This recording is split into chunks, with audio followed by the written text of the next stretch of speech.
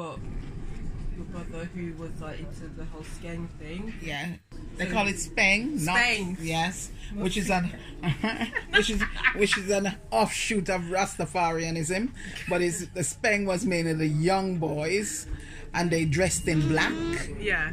With black long sleeve shirts and black trousers, narrow ankle going down to narrow ankle, and what you would call Doc Martin shoes. So it sounds a bit like punk though. Like, yeah, but they had a towel in the back pocket. What does the towel mean? No idea, dear Art, but they all had this towel in the back pocket. Like the white. It didn't have to be white. It was just a towel shoved in their back, a long towel hanging out of their back pocket. Yeah. Like what? Like Bloods and Crips. I have no idea what that is either. And they also didn't believe in. They thought they needed to locks their hair, but most of them didn't have long locks because they were young, so they were just starting to locks their hair.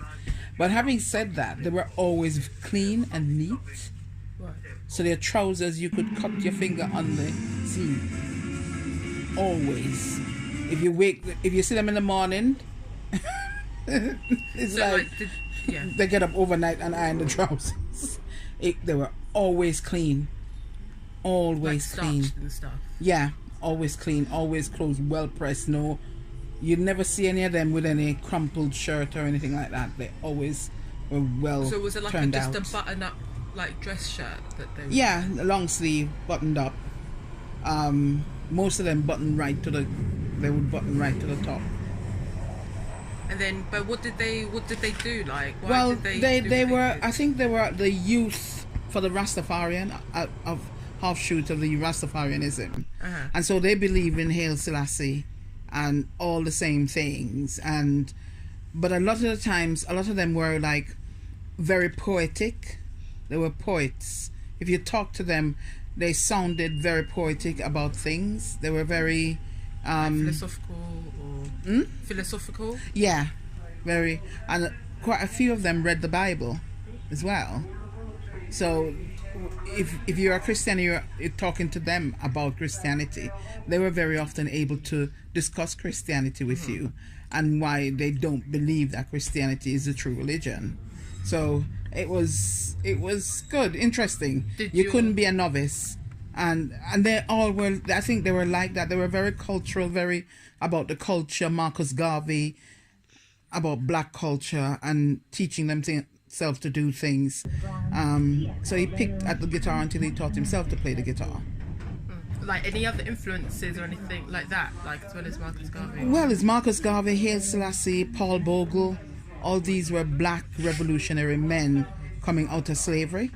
And so they were like their role models. So they didn't really pattern themselves of anything or anyone that was outside of the black race. Right, okay.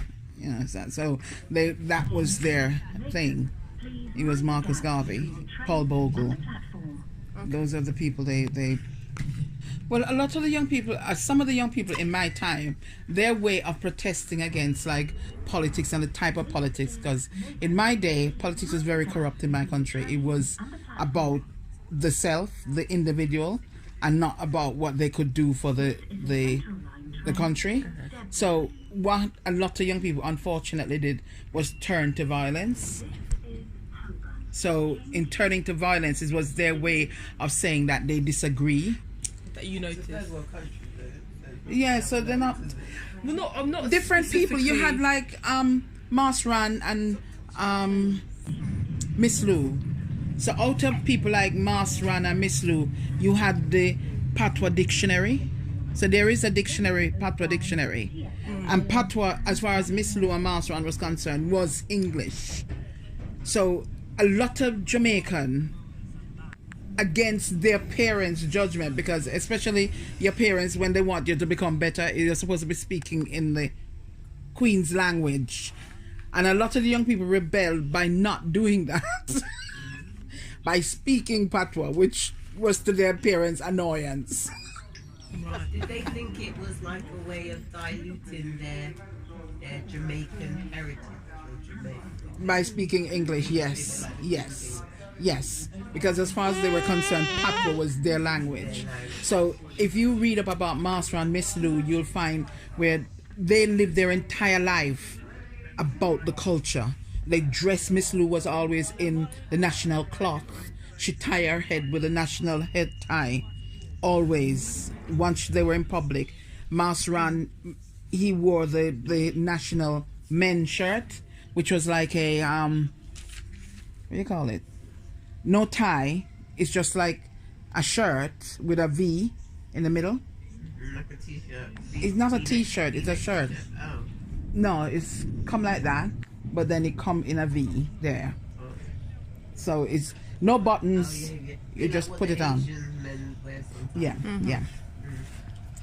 And that was in the Jamaican. I have a piece of the Jamaican cloth. I actually wrote Patois in my O levels. Okay. And because some of that influence rubbed off on me, and so when I wrote in my essay, if you want good, your nose have to run, and then proceeded to explain why I said that. And when I said that to my English teacher, he went, "You failed." Because this paper was coming to England to be marked. So obviously nobody's gonna understand a word I just wrote there. So that sentence, and they're gonna look at that paragraph and think, rubbish. Anyway, long story short, I did get a B. When you say that, so you got like Miss Lou and Masran. They're all about the culture. So were they all about maintaining the sort of the traditional Jamaican? Everything Jamaican, traditional. So what would ackee be and saltfish? Traditional Jamaican then? What would? Traditional Jamaican would be cooking on a coal fire at the back of your house. No gas stove inside the house. Cooking on a what they call coal fire, which was like a duchy, using Dutch pots. Entertaining people. My grandmother always say you cook and you put an extra bit in because anybody can come to your house.